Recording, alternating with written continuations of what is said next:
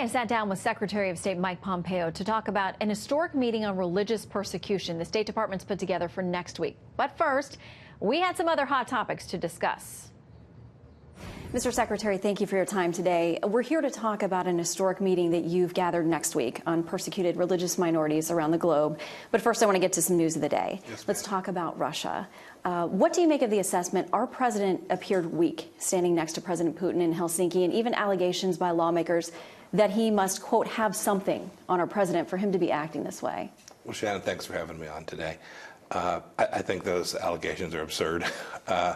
This administration has been relentless in its efforts to deter Russia from its bad behavior. We inherited a situation where Russia was running all over the United States. These last few days have been, frankly, more heat than light. This administration has been strong in supporting the Ukrainians, strong in making sure that we protected against Russian expansion to other parts of the world. We all recognize that that threat is real, and President Trump has been strong in protecting America from Russian aggression. New York Times is reporting that the president was fully briefed a couple of weeks before the inauguration about meddling, presented compelling evidence about that. Do you worry, as a member who has deep roots in the intel community, that it appears he continues to equivocate on this issue of whether or not there has been Russian meddling? I'm in a position to know. I did have the chance to talk to the president about this, frankly, over the last, almost year and a half now. The president has consistently been briefed on this issue. He understands that the Russians have interfered in our elections. He frankly understands that's been going on for an awfully long time. It wasn't just the 2016 election. Somehow America seems to forget the history of Russia's efforts to undermine Western democracy for decades now. It gets confused because there are those who want to make a partisan case out of this with respect to the Mueller investigation.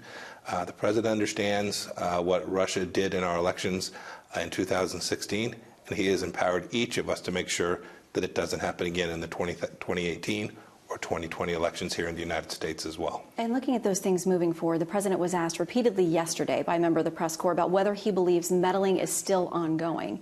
He responded, thank you, no. The White House says he was saying no to any further questions.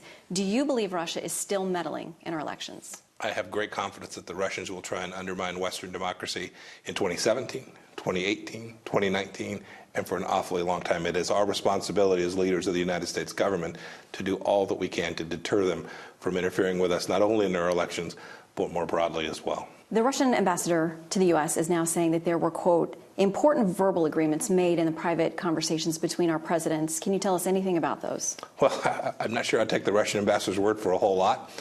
From time to time, they want to tell stories. Here's what I know. I've had a chance to talk with President Trump about his discussions with President Putin.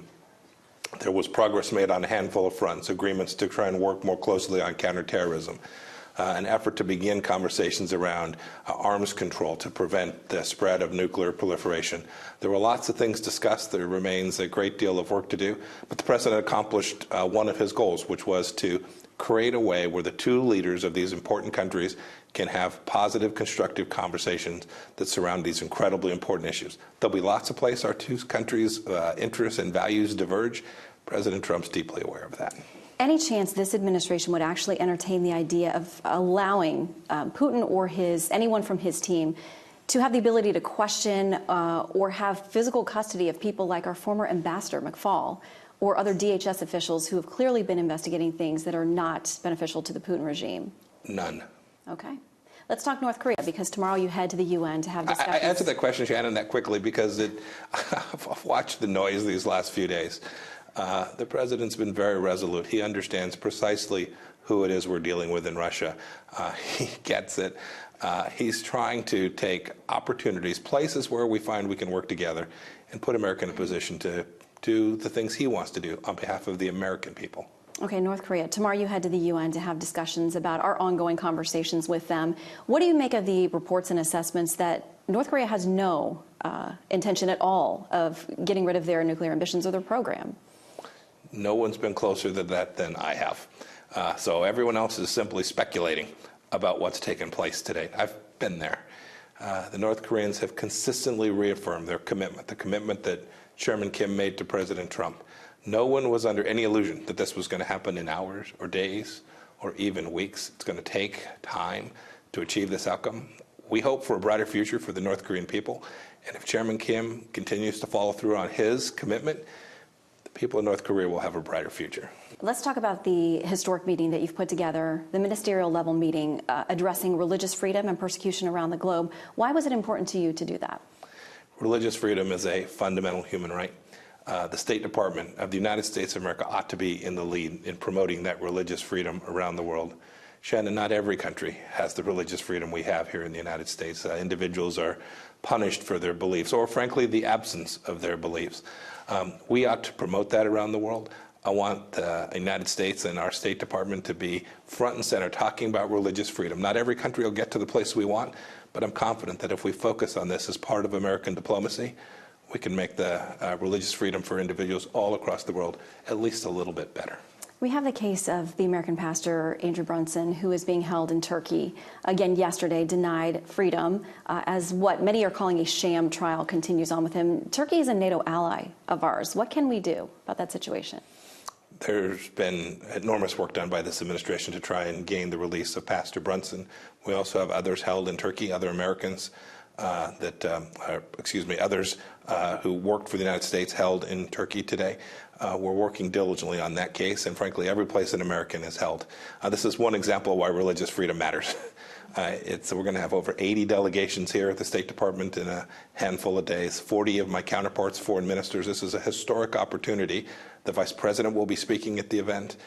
We believe that we can increase the capacity for human dignity and religious freedom by gathering the nations of the world and working together to get outcomes so we can prevent situations just like the one that Pastor Brunson is experiencing today. Do you think that there are, you mentioned obviously our country is unique when it comes to the issue of religious freedom. How much do you think you can cut across some of those biases and other theocratic areas around the world where this is a real issue, life and death for many people? It is indeed life and death. That's why this ministerial gathering is so important. We're under no illusions. We don't think we're going to change each of these countries to become as religiously tolerant as the United States is. But we've seen this. Every time we take an action to protect from anti-Semitism or protect Christian freedoms or protect others from across a broad range of religious faiths, every time we act in that way and gather the nations of the world to talk about why that matters to make their country better, we think it's real progress, and we think every little increase in religious freedom is better for the world. We wish you great success in that, Mr. Secretary. Thank you, Shannon. Thank you for your time. Wonderful to be with you.